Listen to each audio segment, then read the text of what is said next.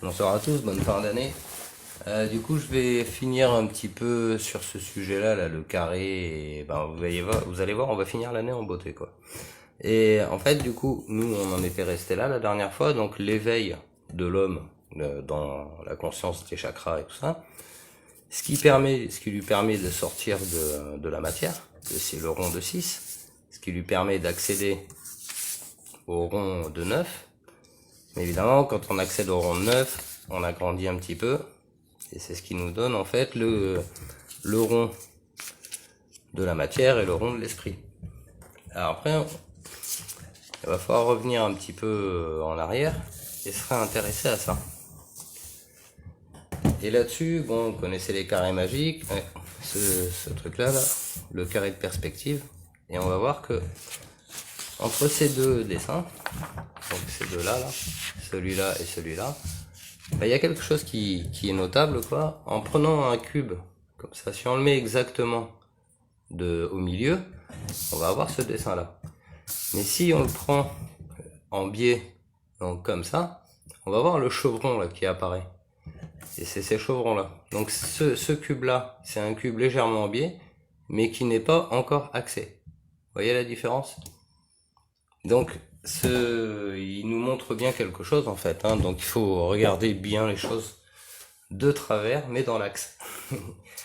Donc ça c'est le chemin en fait. Ils nous ont enseigné en fait le carré de la matière, le carré magique de la matière, le carré de l'esprit, et comment en fait il se déployait comme ça. En fait, on avait vu ça hein, avec la pyramide au-dessus, que les carrés demandaient à s'écarter comme ça pour remplir le volume intégralement. Bah, c'est ce qu'on retrouve ici avec ils sont dessous. Avec ça, on retrouve nos ronds qui demandent à s'extraire. Donc du coup, j'ai refait d'autres modèles comme ça.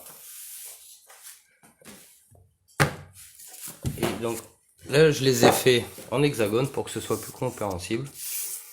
Et donc, on va pouvoir replacer notre monde tridimensionnel. Donc les trois dimensions physiques, donc c'est la valeur 6. Donc c'est fait 3 fois 6, hein. 3 fois 6 ça fait 18, en même temps ça fait l'infini. Enfin du moins le 1 qui comprend l'infini. Là on arrive à ça. Quand on arrive à ça, on voit nos trois dimensions physiques dans l'esprit, enfin la valeur de l'esprit, mais ça nous indique autre chose, ça nous montre ces trois pétales sur les côtés, de chaque côté. 3 c'est le chiffre de la perception. Donc en fait il nous indique qu'il y a 6 façons de percevoir notre environnement, de percevoir notre réalité. Or ces 6 façons de percevoir la réalité, bah, c'est ce qu'on retrouve là-dedans. Voilà. Ici on a donc 6 façons de percevoir. On perçoit le 1 comme une unité dans la dualité. Et le principe de perception, le 3, c'est ici. Alors là, on se retrouve avec les carrés magiques. C'était ce qu'il fallait comprendre du carré de 3. Et après, bon, 4, donc les 4D, le carré Sator et le carré de 6. Donc, on est bien là dans une valeur de 6. Donc, ça correspond bien à ce qu'il nous a indiqué ici. Donc on a bien 6 façons de percevoir notre environnement. Notre environnement qui est donc tridimensionnel.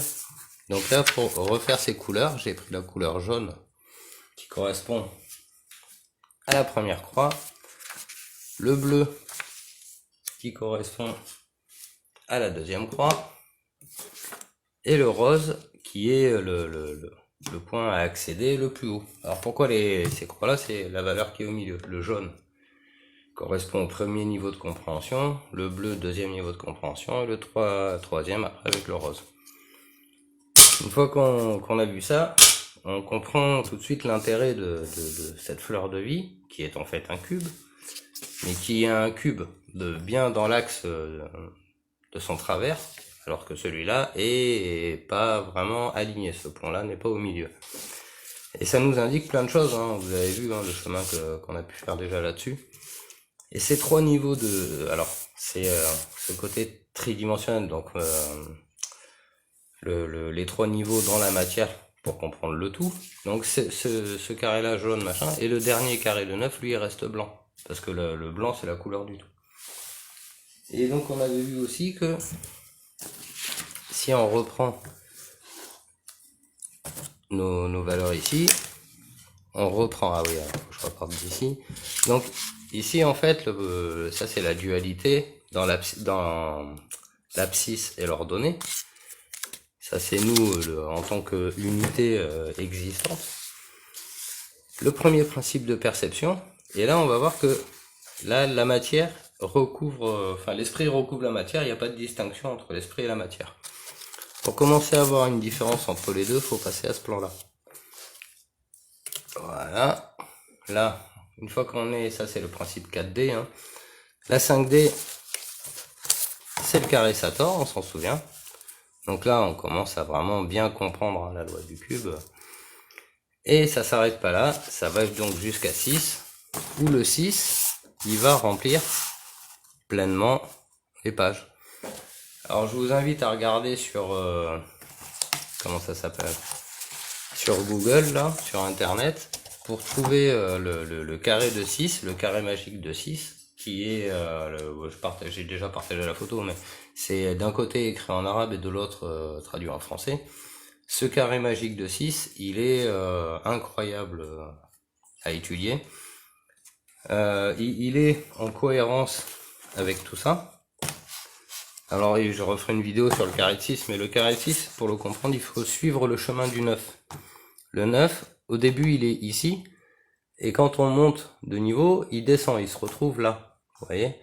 Et ben dans le carré magique de 6, là, il se retrouve ici. Enfin, il est tout en bas à droite, le 9, il est ici, à la place du 6. Et c'est ce qui valide le truc, en fait. C'est en connaissant la symbolique des chiffres, on voit tout de suite que c'est exact. Donc là, on retrouve le 6, le 5, le 4, le 3, et où le 2 et le 1. Donc on a nos 6 couleurs de l'arc-en-ciel et nos 6 faces du cube. Maintenant, si on revient là-dessus, bah, le carré magique, il va rentrer ici, comme ça. Mais je pourrais très bien le refaire avec ça. Donc ça, c'était la première couleur. Et l'esprit au-dessus. Voilà. Et si on veut afficher les trois niveaux à faire, donc ça fait, premièrement, on fait le jaune. Après, on passe au-dessus, on fait le bleu. Et après, on va chercher le rose. Donc voilà, là on se retrouve encore une fois dans une symbolique très forte. Hein. Tout ça, c'est de la géométrie sacrée. C'est bien fait, hein, parce que ça rentre pas là-dedans. Il faut se creuser la tête entre les deux pour comprendre la perspective aussi, et surtout, c'est vrai qu'avoir un cube en vert comme ça m'a beaucoup aidé. Donc ça correspond à nos trois croix. La croix jaune, la croix rose, bleu et rose. Donc on vit dans un monde avec 6 dimensions, c'est-à-dire quand je parle de dimensions, c'est la possibilité d'observer notre environnement. Il y a 6 façons différentes, du moins 6 niveaux de conscience, qui sont définis par les couleurs de l'arc-en-ciel, par le nombre de faces du cube, et c'est quelque chose qui va être difficile à contredire. Enfin, s'il y en a qui veulent s'amuser à essayer de contredire tout ça, on va s'amuser, quoi. Donc voilà, j'ai pas beaucoup plus à dire. Je pense que voilà, le fait de comprendre ces deux perspectives de travers, les carrés magiques, comment ça s'assemble, les 6 niveaux de conscience qui sont la pyramide, toujours pareil, les fleurs de vie. Alors après, on peut aussi le mettre comme ça.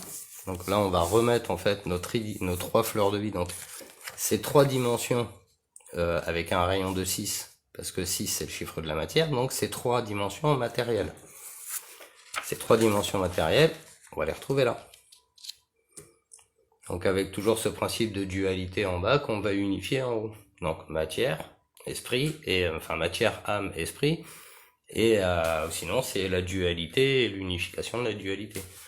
On peut comprendre tout ce chemin, c'est aussi pouvoir jouer avec et pouvoir faire des tournures. On peut tourner, on peut jouer avec la symbolique des choses, mais il faut pas en faire un diabole, faut pas inverser le sens. Il faut garder bien à l'esprit que le cœur est à gauche, que aller vers le haut, c'est le bon sens, c'est le sens amont de la rivière, c'est l'eau, l'eau c'est ce qui représente la vérité qui coule, donc il faut aller à la source de la rivière. C'est aussi la source de la lumière, enfin voilà, on trouve vraiment toute une symbolique très puissante derrière. Et il y a autre chose que je voulais montrer, je sais pas si on va le voir. Alors, c'est que j'ai trouvé ça dans un petit magasin et j'ai trouvé ça très intéressant. Alors, est-ce que je vais arriver à bien le montrer? Est-ce qu'on va le voir? Alors, c'est un cube. Si je le pose comme ça, voilà. Et ce cube, en fait, vous voyez, il affiche des couleurs. Et en fait, ce cube, vous allez voir, il est un cube normal. Et en fait, c'est un cube avec une face tronquée. Donc, la face tronquée, c'est il y a du métal dessus qui fait office de miroir.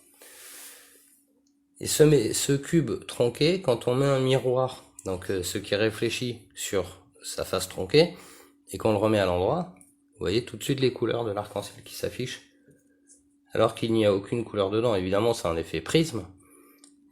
Là, on voit que c'est un cube normal.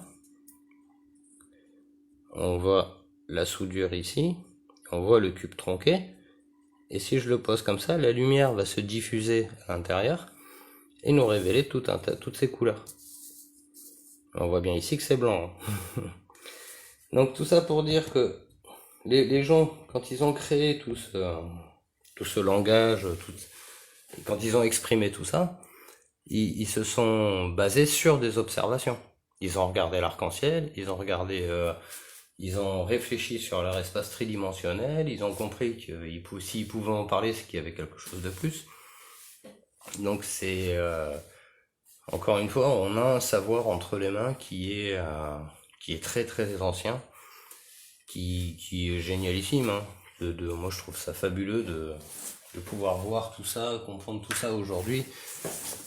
Qu'est-ce que c'était que les fleurs de vie? Pourquoi les fleurs de vie de 6 en fait c'est des fleurs de vie de 9 enfin voilà, c'est passionnant je trouve quoi. Et c'est aussi quand même sympa d'évoluer, de grandir et de pouvoir aller un petit peu plus loin. Voilà, sur ce je vous souhaite une bonne fin d'année. Pour ma part ce sera réveillon demain.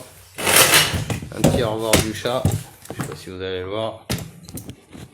Hop, il est là-bas, et voilà. Allez, bonne soirée, au revoir.